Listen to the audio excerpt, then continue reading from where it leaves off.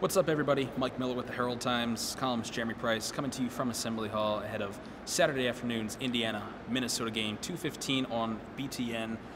Indiana comes back home after suffering their first loss of the Big Ten season on Tuesday at Wisconsin. Friendly confines here at Assembly Hall. Indiana has won, I believe, the last 3 games by 25 points, just completely destroying opponents here in the old Assembly Hall. They have, and the schedule shapes up that I think a fourth in a row is not out of the realm of possibility here. And I think Minnesota is probably a good fit for the schedule at this point for Indiana, coming off that loss at Wisconsin. A team that has been playing better, but still is a team that Indiana's superior to and has confidence against, and sort of has something to prove because the Hoosiers really didn't play that well in Minneapolis a few weeks ago.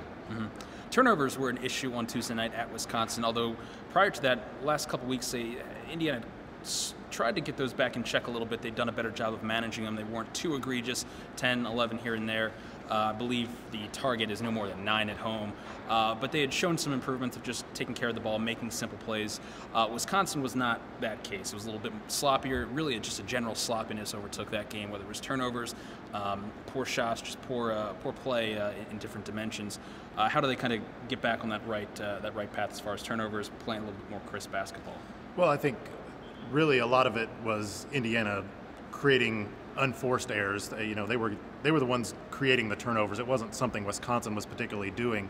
I mean, obviously the Wisconsin defense was forcing them into certain situations and forcing the ball certain directions.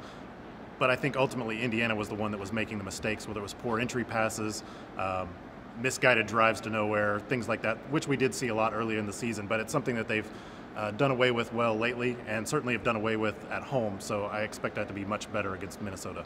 Playing a little bit cleaner, playing a little bit crisper. Any more keys you think, Jeremy, that Indiana can kind of take into this game against the Gophers and come out on the other side with a victory?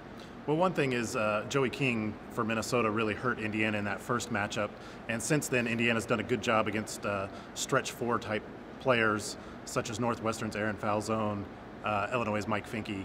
And even against Wisconsin, where they got hurt was more on the block or on the drive than it was the stretch perimeter shot. So I think it'll be interesting to see how Indiana adjusts and how well they do against Joey King tomorrow, because he was the guy that really hurt them, I thought, in Minneapolis. 2:15 Saturday afternoon. If you're not here in Bloomington catching the game in person, you can catch it on BTN. We'll catch up after the game. For Jeremy Price, I'm Mike Miller. See you later.